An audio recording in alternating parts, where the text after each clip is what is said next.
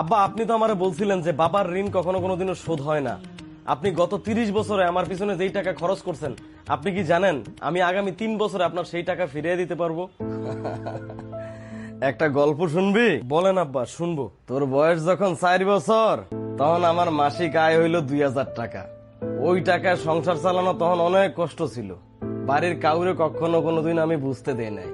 আমি আমার সাধ্যের মধ্যে সবসময় চেষ্টা করছি তোর মায়েরে আর তোরে সবসময় ভালো রাখতে। তোরে যেইবার স্কুলে ভর্তি করাইলাম, সেইবারই প্রথম আমরা দুইজন, আমি আর তোর মা, পরিকল্পনা করছি আমরা তোর পড়ার খরচের বিনিময়ে কি কি ত্যাগ করবো। সেই বছর তোর মায়েরে আমি কিছু কিনা দিতে পারি নাই। তুই যখন কলেজে উঠলি, আমাদের অবস্থা তখন মোটামুটি ভালো ছিল, কিন্তু যখন তোর মা খুব অসুস্থ হয়ে পড়ছিল, তখন খুব কষ্ট হয়ে গেছিল আমার। ওষুধ কেনার জন্য, সংসার চালানোর জন্য, তোর পড়ালেখার খরচ চালানোর জন্য প্রত্যেক দিন ফ্যাক্টরিতে আমি ওভারটাইম কইরা তারপরে বাসায় আইতাম। কখনো লোকাল বাসে কইরা আইতাম, কখনো বাস না পাইলে পায়ে হাইটা ঘামে ভিজা বাড়ি ফিরতে খুব খারাপ লাগতো। কিন্তু কখনো কোনোদিনও কাউরে বুঝতে দেই নাই, এমনকি তোর মায়েরও বুঝতে দেই নাই। তবে তোর মায়ের অনেক শখ ছিল আমি বাইক চালাবো আর তোর মা আমার পিছনে চইরা সারা শহর ঘুরে বেড়াইবো।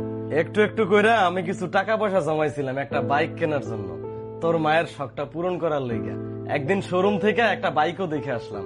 সেই রাতে আমি স্বপ্ন দেখছিলাম আমি বাইকে চইরা তোর মায়ের নিয়ে সারা শহর ঘুরতাছি, আর আমি ওই বাইকে কইরা কাজে যাইতাছি। কিন্তু পরের দিন তুই বায়না ধরলি তোর একটা ল্যাপটপ কিনা দেওয়া লাগবো। তুই খাওয়া দাওয়া বন্ধ করে দিলি। তোর খুশির দিকে তাকায়া আমাদের ইচ্ছেগুলো আমরা মাটি চাপা দিয়া দিলাম। আমি তোর একটা ল্যাপটপ কিনা দিছিলাম। আমার তখনকার 100 টাকা আর তোর বর্তমান যুগের 1000 টাকার সমান। কিন্তু মনে কইরা দেখ, তখন তুই আমার টাকা দিয়া তোর বন্ধু বান্ধব নিয়ে পার্টি করছস, ব্র্যান্ড নিউ মোবাইল কিনছস, কানে হেডফোন লাগায়া সারা রাত গান শুনছস, পিকনিক করছস, ট্যুরে গেছস, কনসার্ট দেখছস। তোর প্রত্যেকটা দিন ছিল স্বপ্নের মতো। আর তোর কাছ থেকে এখন 100 টাকা নিয়া আমি আমার সুগার মাপাই। তুই জানোস বাবা, আমার মাছ খাওয়া নিষেধ, মাংস খাওয়া নিষেধ, কি কইরে এত টাকা খরচ করি বল?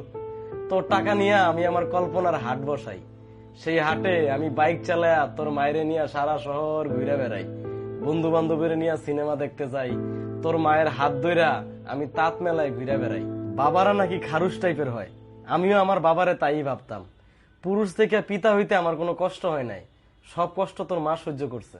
কিন্তু বিশ্বাস কর বাবা, পিতা থেকে দায়িত্বশীল পিতা হওয়ার কষ্ট একজন পিতাই বোঝে। যুগে যুগে সর্বজায়গায় মাতৃবন্দনা হইলেও পিতৃবন্দনা কি কোথাও দেখছস? আর তোর কাছে আমি কখনো কোনোদিনও পিতৃবন্দনা আশাও করি না।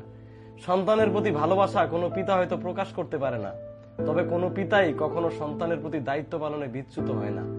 আমি তোর পিছনে আমার যে কষ্ট অর্জিত অর্থ ব্যয় করছি, তা হয়তো তুই 3 দিনে পরিশোধ করতে পারবি।